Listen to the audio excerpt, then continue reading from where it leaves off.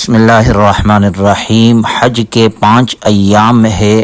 پہلا دن 8 ذی الحجہ جس سے حج کی ابتدا ہوتی ہے، صبح غسل کر کے 2 رکعت نماز ادا کرے اور پھر حج کی نیت اس طرح کرے: اے اللہ، میں حج کا ارادہ کرتا ہوں، میرے لیے آسان فرما اور قبول فرما۔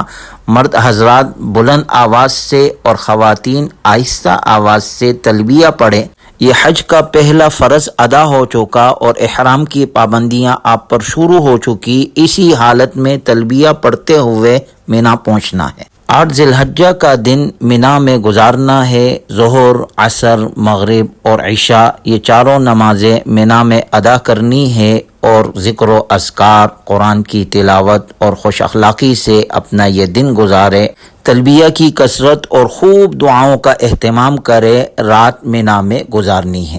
حج کا دوسرا دن 9 ذی الحجہ یوم عرفہ جو اہم ترین دن ہے، آپ نے فجر کی نماز مینا میں ادا کر کے عرفات کے لیے روانہ ہو جانا ہے۔ زوال کے بعد ظہر اور عصر کی نماز اگر امام کے پیچھے مسجد نمرہ میں آپ ادا کر رہے ہیں تو دونوں نمازیں ایک ساتھ پڑھیں گے، اور اگر اپنے خیمے میں ہے تو ظہر اپنے وقت پر اور عصر اپنے وقت پر ادا کی جائے گی، اور اس درمیان خوب دعا کا اہتمام کرنا ہے، اور یہی وقوف عرفات ہے۔ حج کا دوسرا فرض مغرب تک یہیں قیام کرنا ہے۔ مغرب کے بعد آپ مزدلفہ کی طرف روانہ ہو جائیں گے، اور رات مزدلفہ پہنچنے کے بعد عشاء کی وقت میں مغرب اور عشاء کی نماز ایک اذان اور ایک اقامت کے ساتھ ادا کریں گے۔ اس کے بعد 70 کنکریاں آپ نے چننی ہے اور رات قیام مزدلفہ میں کرنا ہے۔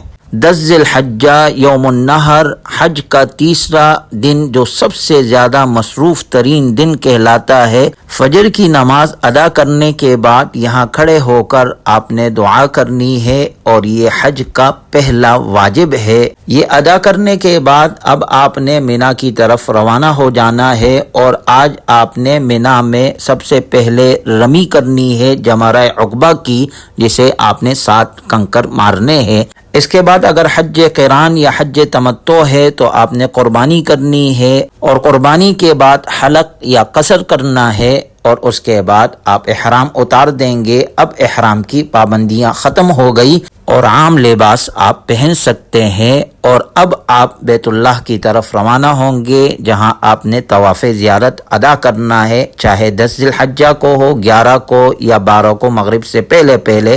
یہ حج کا تیسرا فرض ادا ہو جائے گا۔ حج کے فرائض مکمل ہو گئے۔ اس کے بعد سعی کرنی ہے جو حج کا 5واں واجب ہے۔